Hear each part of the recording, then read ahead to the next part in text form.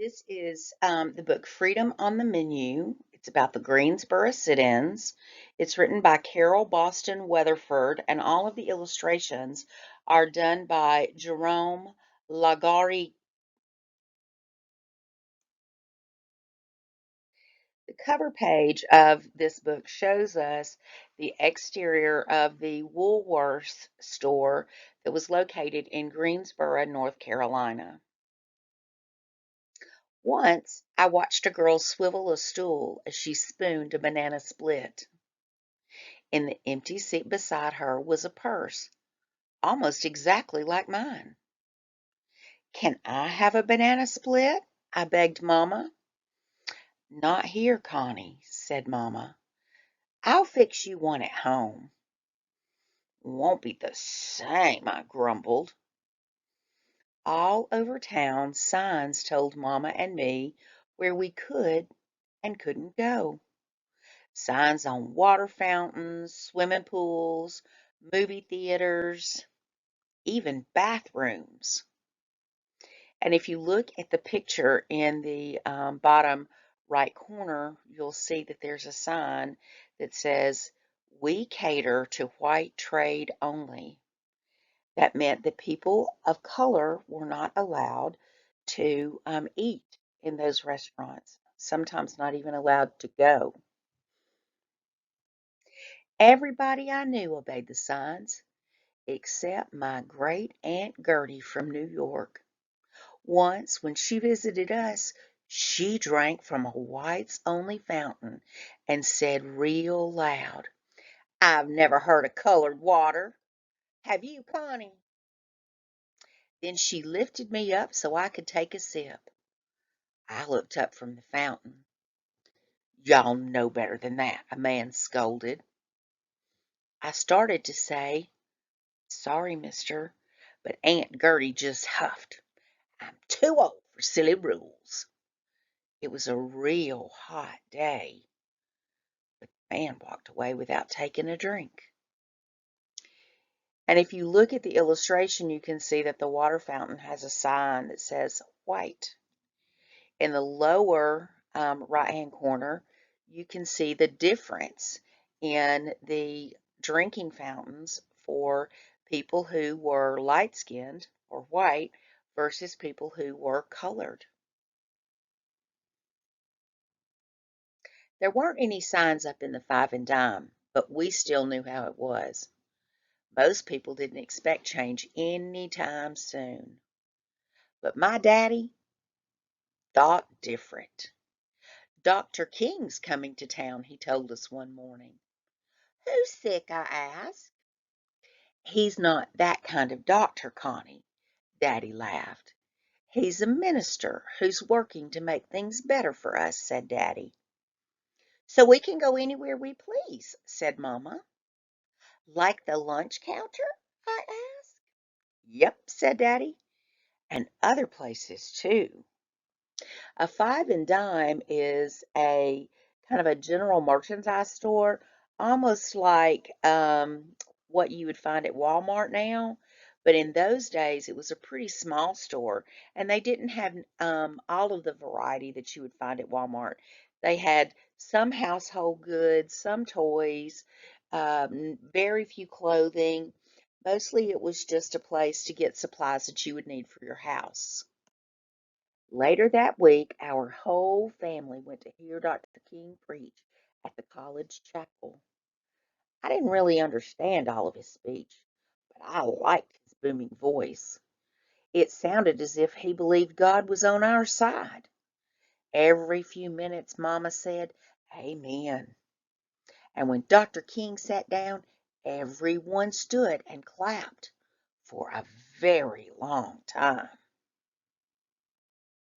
Soon after that day, my brother and sister joined the National Association for the Advancement of Colored People.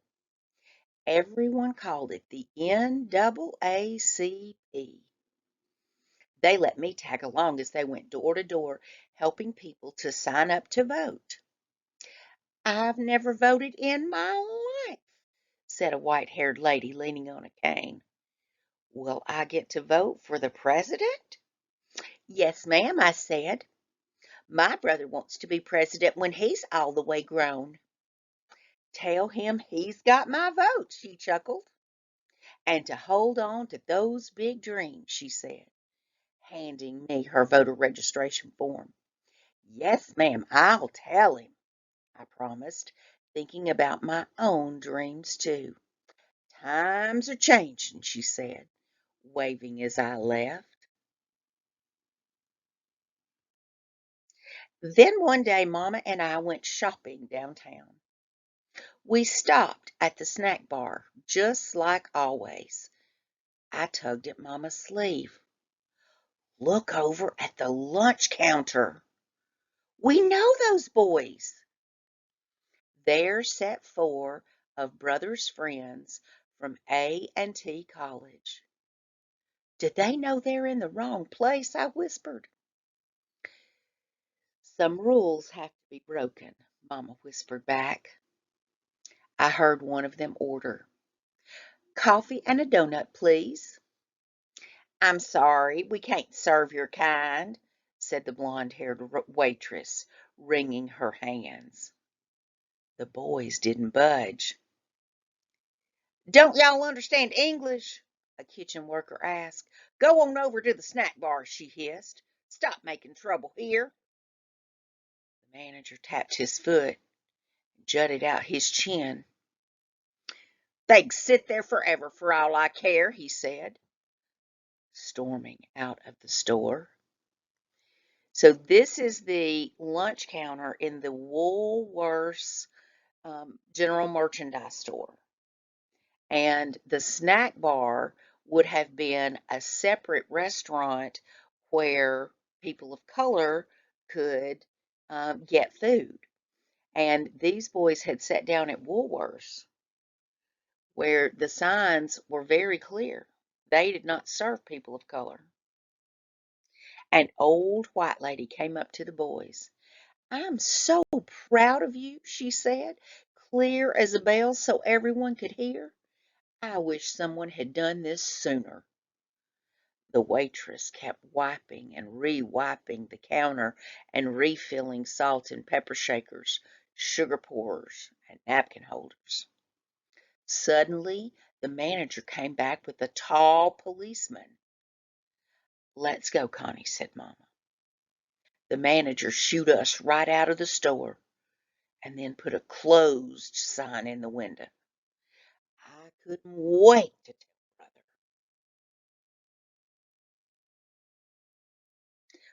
Why'd your friends do that? I asked. If we can spend money at a store, said Brother, it's only fair that we should be able to eat at the store's lunch counter. I guess so, I said. Think it'll work? Sometimes it's important just to try, said Daddy, rubbing his chin. The next day, Daddy showed me the newspaper. The headline said, Negro students stand up by sitting down. They sat 4 hours, said Daddy, peering over the newspaper. I'd be too hungry to wait that long, I said. Connie, they didn't really want food, said Daddy. They wanted to be allowed to get it, same as if they were white, to be treated fairly. By Friday, we heard on the news how hundreds more had joined the sit-ins. The protests are growing, I told Daddy. I'm joining the sit-ins, Brother said, bursting into the room. And I'm going to picket downtown, said Sister, tomorrow. I want to go too, I said. I'm plenty big enough to hold a sign, and I know I can see it. It's good that you want to help, said Daddy, but Connie, you're still too young for these things. I never get to do anything important, I pouted. You can help us make picket signs, said Sister. That's very important. The next morning, I handed Sister my little flag for her to carry. We'll tell you everything when we get home, Brother promised. The sign that she painted and put on her sister's back said, "Equal rights now." Turns out I saw the protest on TV. Hundreds of people walked up and down the sidewalks in front of stores, restaurants, and movie theaters. I saw my own sister carrying a picket sign, and there was the back of Brother's head at the lunch counter. My own brother. I'm just so proud of them, said Daddy. Me too, I said. I just pray there's no trouble, Mama fretted. After a while, I watched the news on TV almost as much as Mama and Daddy. One night, I saw a report on the sit-ins. That doesn't look like downtown, I said. Connie, the sit-ins have spread all over the South, said Daddy. The sign at the top is a banner that they were holding as they would protest that says, "We shall not be moved." Just then the phone rang. I answered it. Daddy, it's Sister. She got arrested at the lunch counter. She's in jail. Sister, who always got A's in school, who hardly ever got in trouble, who was what Mama called mule stubborn. Daddy raced to the police station, but Sister wouldn't let him get her out of jail. He told me how the students kept chanting, "Jail, not bail. Jail, not bail." We can't just leave Sister here with the bad guys, I pleaded. She's made up her mind, Connie, said Mama, wiping a tear. She wants to stay with the other students. In a few days, Sister came home. Promise me you'll stop picketing, I begged. I can't do that, she said, hugging me tight. Now, instead of shopping downtown, we had to order from the Sears Catalog. Mama and I leafed through the big, thick catalog together, and she even let me help pick things out.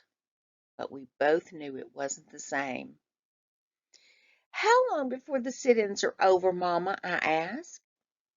Till folks get what they want, said Mama. That summer, Mama, Daddy, and I finally went downtown. When we passed Woolworth's, I heard someone shout, "They're serving them!" Daddy stopped so fast that the brakes screeched, and Mama and I jolted forward. We parked and ran to the lunch counter. Now, the Sears Catalog is something that you guys will not be familiar with. Um, it was a printed book of merchandise that you could flip through, and you could place an order for it, like you go online now and shop at Amazon. But back then, there wasn't the internet. So people who had goods to sell would often print a book that showed pictures of the merchandise, and then you could order it just like you do now on Amazon, and it would be delivered either to a local distribution center and you could go pick it up, or the mail would bring it to your house. There sat the woman who worked in the restaurant's kitchen. They were all dressed up fancy and eating egg salad. I can't even stand the smell of egg salad, but I stood and watched them eat every bite. Looks pretty good, I said. Daddy and I shared big grins.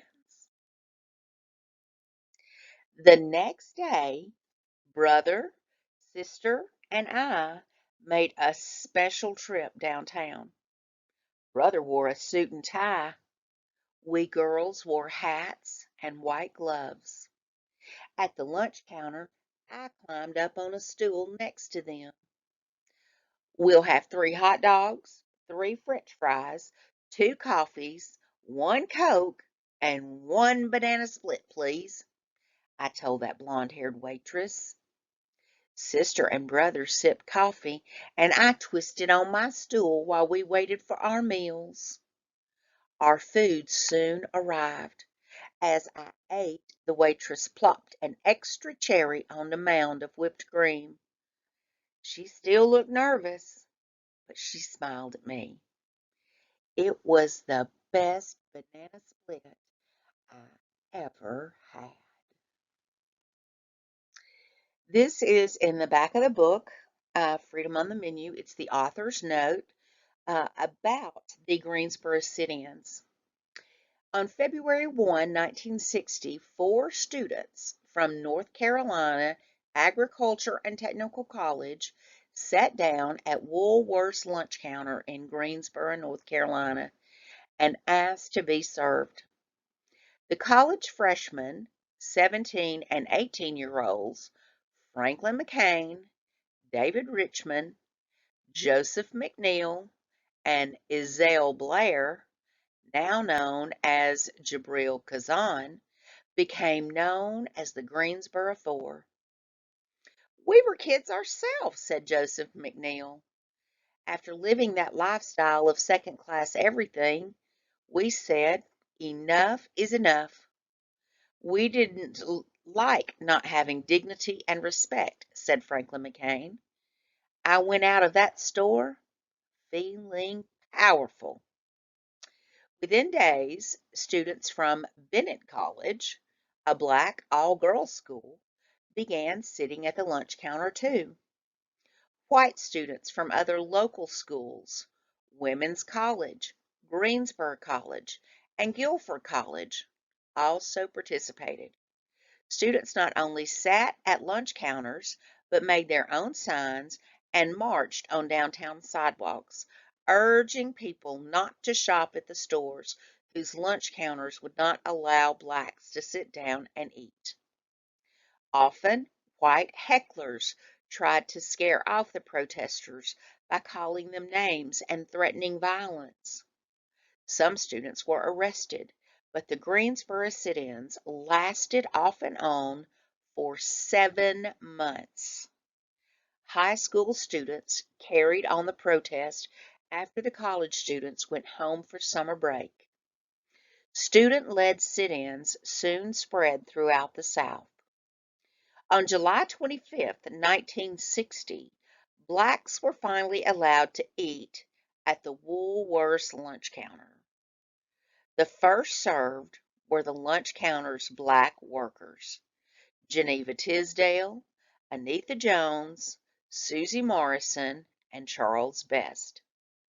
"I'm very proud of that," said Geneva Tisdale, who worked behind the counter for 35 years.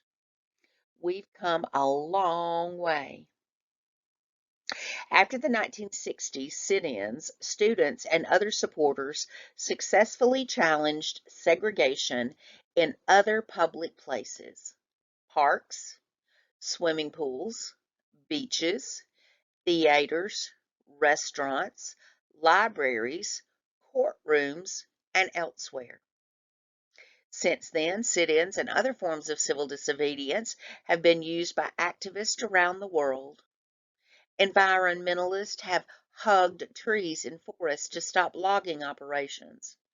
Groups have pitched tent cities, large encampments in urban areas, to protest poverty and homelessness. And international protesters have found human chains, people standing hand in hand for miles to focus on social, economic, and political injustices. Like the student sit-ins of 1960, these peaceful forms of resistance send a strong message: till justice is done, we shall not be moved. Then there's a picture of the Greensboro Four. 2 of the Greensboro Four, left to right, Joseph McNeil and Franklin McCain, are joined by Billy Smith and Clarence Henderson in a sit-in protest at the Woolworth lunch counter. So this picture actually is not of the original 4 men. It's 2 of the original men and 2 other men who joined them.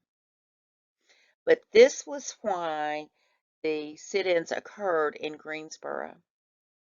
People simply wanted to be treated fairly. They wanted to be treated with respect. They wanted to be given dignity for being a human being instead of being ostracized and isolated.